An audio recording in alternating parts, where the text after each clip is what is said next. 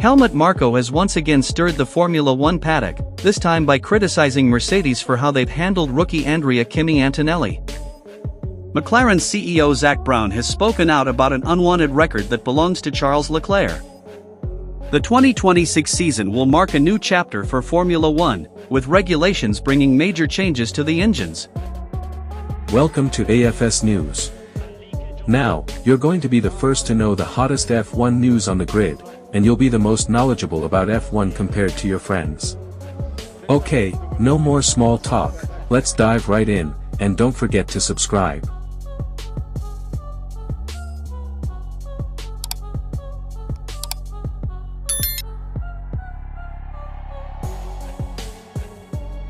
Helmut Marko has once again stirred the Formula One paddock, this time by criticizing Mercedes for how they've handled rookie Andrea Kimi Antonelli. The young Italian was fast-tracked into F1 after Lewis Hamilton's departure at the end of last year. At just 18 years old, Antonelli arrived with huge expectations, many calling him a generational talent. But his rookie season has been far from smooth. Despite taking his first podium in Canada, he has only scored 2 points from the last 8 races. Marko believes Mercedes made a critical mistake by building unnecessary hype around Antonelli. Speaking to F1 Insider, he said, "The difference is that our juniors first drive for Racing Bulls and are not immediately exposed to the pressure of F1. We also don't create a sensation around young drivers before they are in an F1 car." The Austrian advisor pointed out that Mercedes lacks a junior team, meaning Antonelli had no chance to learn at a lower level like Liam Lawson or Yuki Tsunoda did with Racing Bulls. He even questioned Antonelli's confidence, recalling a private chat in Belgium. "Antonelli is a very fast driver, but also still very young, and strangely, we spoke briefly at the hotel in Spa, and he said he didn't have confidence in the car, and as soon as he pushed, he immediately lost control." For Marko, the issue is not just about speed, but mentality. Antonelli's struggles have coincided with Mercedes going down the wrong development path early in the season, leaving the W16 difficult to drive.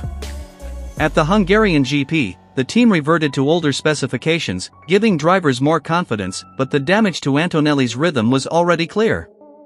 Still, Marko insisted that Antonelli only needs time to recover. Kimi just needs to be given time to recover, just like Lawson rediscovered his performance with Racing Bulls. Fortunately, Mercedes do not have the luxury of a second team. That last line carried Marko's trademark sting, highlighting how Red Bull's junior system is far superior in nurturing talent. The big question is, did Mercedes mishandle Antonelli by throwing him straight into Hamilton's old seat, or is this simply the natural learning curve of a rookie burdened with massive expectations? Either way, Marko's remarks reignite an old debate in Formula One.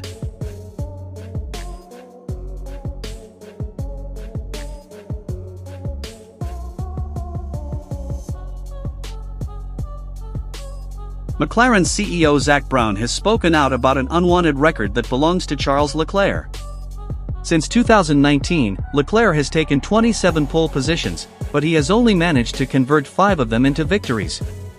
That means a conversion rate of just 18.5%, the worst on the current Formula One grid. However, Brown insists that this poor record is not Leclerc's fault. "I don't think he's the determining factor. There's this statistic that Charles hasn't won much from pole, but I admire him a lot. He's brilliant over a single lap, and he can push the car to a level that isn't actually quick enough in race pace," Brown told Racer. According to Brown, most of Leclerc's failed pole conversions came down to Ferrari's car being too hard on the tires, or poor strategic calls from the pit wall. In other words, Leclerc's raw speed is not the issue. For comparison, Brown pointed to Lando Norris's record. Before this season, Norris also struggled from pole. In his first 7 pole starts, including the sprint in Brazil, he lost the lead on the very first lap every single time. That changed at the 2024 Singapore Grand Prix, where Norris finally held onto the lead through turn 1. Since then, everything has shifted. He has now won 4 of his last 5 races from pole, a run of form that has brought him within striking distance of his teammate, Oscar Piastri, in the championship standings. Brown explained that the criticism Norris once faced is similar to what Leclerc is experiencing now. There was a time when the world thought Lando couldn't win from pole. But now he's won 4 of the last 5 times he's started there, and suddenly no one talks about it anymore. I think the same kind of narrative could change for Charles, Brown said. Brown also believes Norris is in the best form of his career. I think Lando is in a really good place. He's open, he shows his emotions clearly, and I've never seen him in a better position, he added.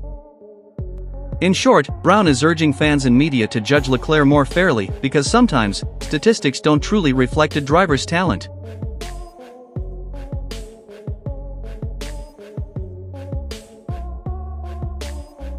The 2026 season will mark a new chapter for Formula One, with regulations bringing major changes to the engines.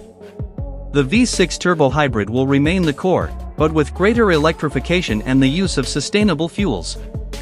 Many predict Mercedes will return to dominance, just like in 2014 when they ruled the early hybrid era. Back then, they had begun research years before their rivals and even had a mature prototype ready before the season started. The result?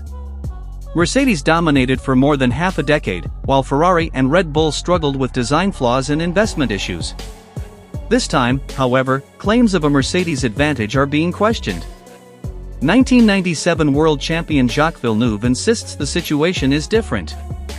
The rumors about Mercedes' power unit advantage are based on what happened at the start of the hybrid era, where Mercedes arrived with a 5-year advantage over the others.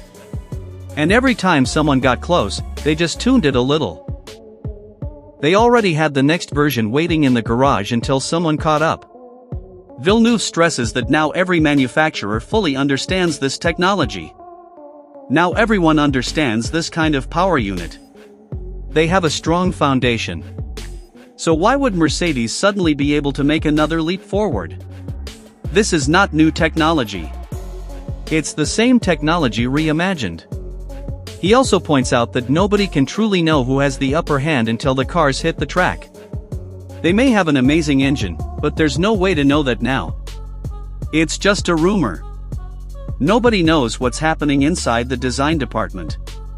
In other words, while Mercedes' reputation makes many believe they could spring another surprise in 2026, repeating the kind of dominance they enjoyed a decade ago will be far more difficult this time.